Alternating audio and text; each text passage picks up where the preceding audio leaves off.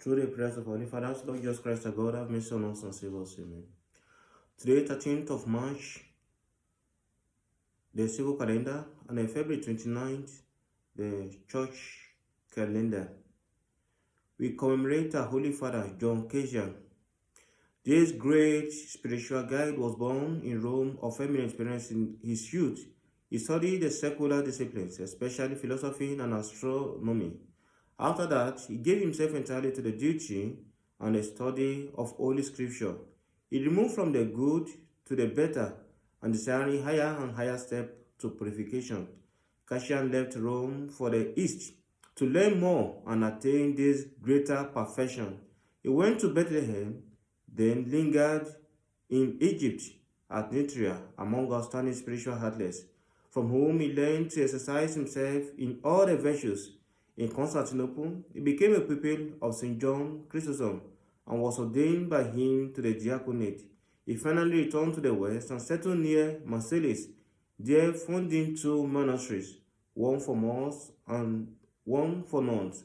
At the request of the monks, Cassian wrote many books, among which the ones on the lovers of the spiritual life are especially helpful. 8 books on the struggle against the 8 chief passions. The Institute, his book against the Nestorian heresy on the incarnation of the Lord, which he wrote at the request of Archdeacon, which later became the Pope of Rome, is very important. He served the Lord faithfully and enriched many by his wisdom, then entered into rest in 435. St. Cassian's relics are preserved to this day in Marseilles. You can imagine here, from the west to the east, to study about Christianity, which is to tell you that the east is the source of the Christianity, and the east, which I mean, is the genuine Orthodox Church, which originates from the east, which is the source and the home of Christianity. So people in the west has no knowledge of what Christianity is. To really know deeply about Christianity, you have to pay a visit to the true Orthodox Church of the Eastern Rite.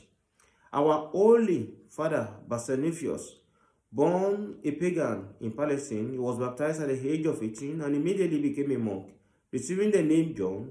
When his virtuous life became known, he was chosen as Archbishop of Damascus, but did not stay long in that position. Yearning after a solitary spiritual asceticism, he secretly left Damascus and went to the desert of Nitria.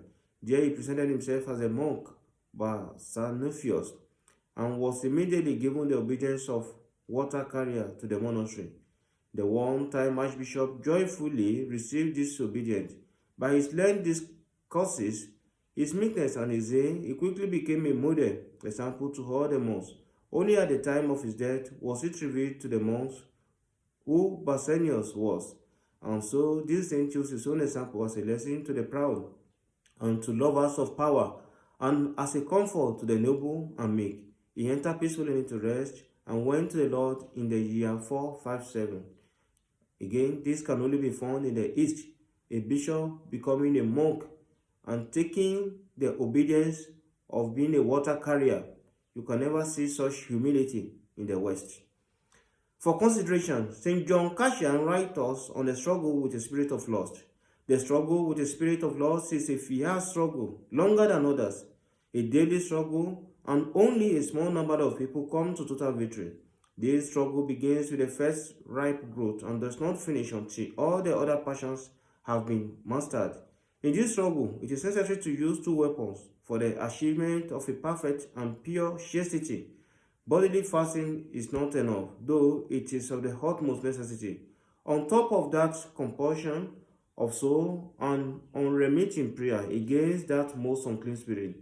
Then constant study of the scriptures together with prudence work, physical labor, and hard work. These things keep the heart from unchastity and bring it back to itself. Above all, deep and true humility is needed, without which one will never attain victory over any passion. Victory over this passion is a freeing for the perfect purifying of the heart, from which, according to the words of the Lord, flow forth poison and grave ills. For out of the heart proceed evil thoughts, adulteries, fornications, and so forth, as recorded in Gospel of St. Matthew chapter 15, verse 19. One must have patience and constant humility of heart, and keep oneself carefully during each day from anger and other passions. For as far as the fire of anger penetrates into us, so outward there penetrate more easily the live coals of lust. It is interesting that many other spiritual guides link casually the passions of anger and the passion of unchaste lust, from which it follows that those prone to hunger are the most prone to lust. Thank you for listening, and may God bless you. Please, if you have not subscribed, kindly subscribe into this YouTube so that you will be updated each time a new video is posted. Thank you, and God bless you. In the name of the Father, and of the Son, and of the Holy Spirit, I want through God. Amen.